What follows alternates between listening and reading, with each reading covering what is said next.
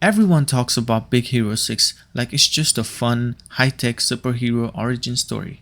We focus on Hiro's journey, the squishiness of Baymax, and the flashy gadgets.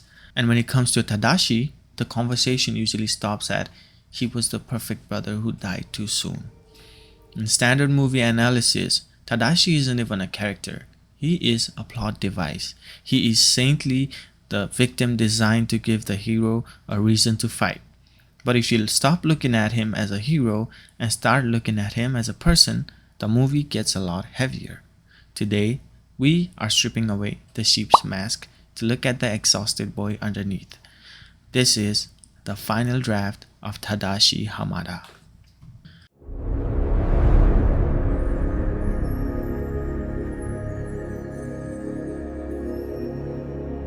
To understand Tadashi, we have to look at the vacuum left by his parents. In psychology, there's a concept called parentification.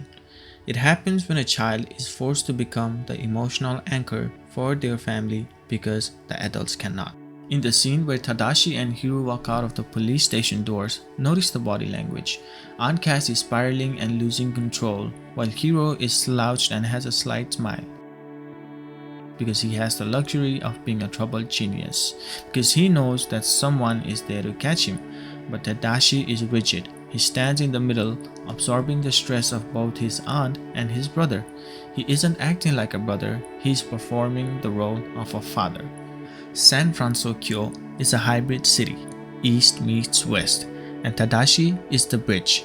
He had to manage a grieving Aunt Cass and a rebellious brother while likely still mourning himself. He killed his own childhood so Hiro could keep his. He became the good one because he knew that if he cracked, the whole house would fall down. Let's look at the lab. We see the 84 tests as a montage of persistence.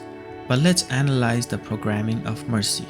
Why was a brilliant robotics student obsessed with building a healthcare companion made of phenyl and air? Most kids with his brain would build for prestige or power. But Tadashi's obsession was a response to his own helplessness. When Hiro watches the old monitor footage, we see the unseen truth. Look at Tadashi's eye in test 33. He isn't just tired, he looks haunted. Tadashi couldn't save his parents from the hospital. He couldn't protect Hiro from the trauma of being an orphan. So, he spent his entire life trying to build a version of himself that was indestructible. I'm not giving up on you. Baymax is soft, non-threatening, and incapable of harm. He is the final draft of the father Tadashi didn't have.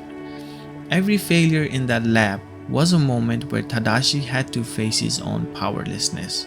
He wasn't building a robot, he was building a shield for a world that had already hurt him too much. Think about the technicality of what Tadashi did. He didn't just program a robot to move, he programmed a moral code. He spent years defining what kindness looks like in lines of code. But why the obsession with the physical chip? Look at this scene.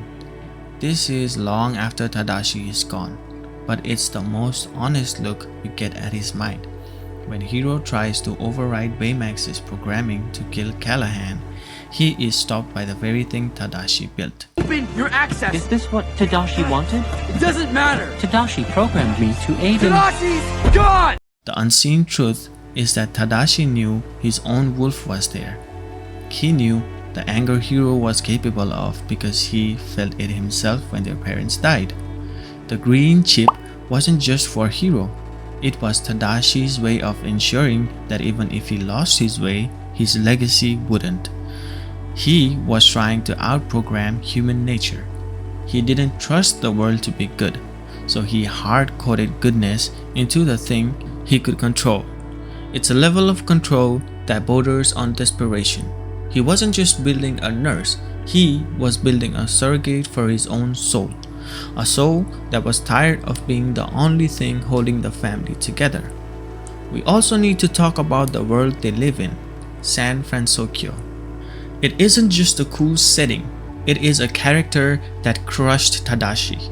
It's a city that represents the ultimate hybrid of Eastern high-pressure achievement and Western chaotic freedom.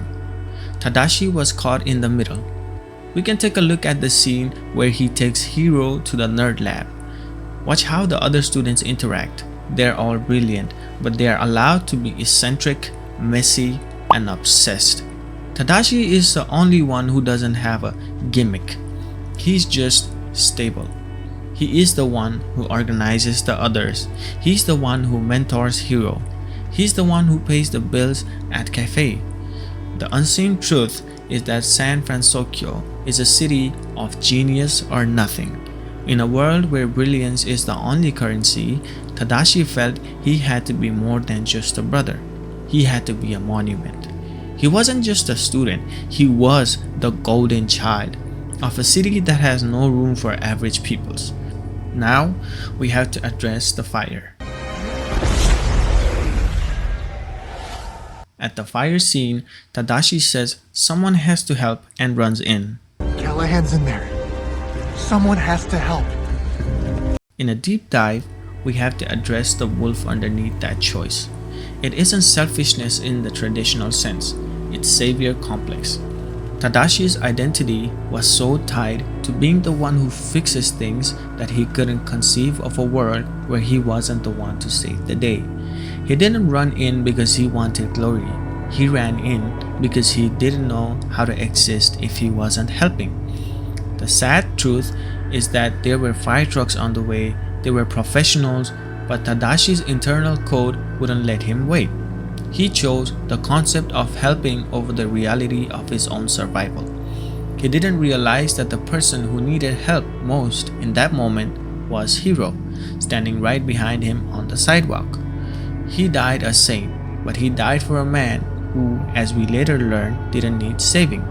It's the ultimate tragedy, a beautiful soul lost to a mistake of too much kindness. The sad truth of Tadashi Hamada isn't that he died. It's that he lived in a way that made his death feel inevitable. When we look at him, we're looking at a mirror. We are looking at the part of ourselves that feels like our only value is in what we can provide, how much we can carry, and how many fires we can run into. But there is a version of your story that doesn't have to end in the flames. You aren't just a healthcare companion. You aren't a shield. You aren't a monument. You are the final draft. Being the strong one is a heavy identity to carry, but it's also a proof of your depth. It means you have the heart large enough to hold the weight of others and a soul resilient enough to keep building even when the world is failing 83 times in a row. The strength isn't a burden you were cursed with, it's a testament of who you are. But the unseen truth I want you to take away is this. You are allowed to be more than just a pillar for everyone else's house. You are allowed to be a person inside the house. You are allowed to be the one who is tired, the one who is messy, and the one who needs a soft place to land. Tadashi's tragedy was forgetting that even the sun needs to set.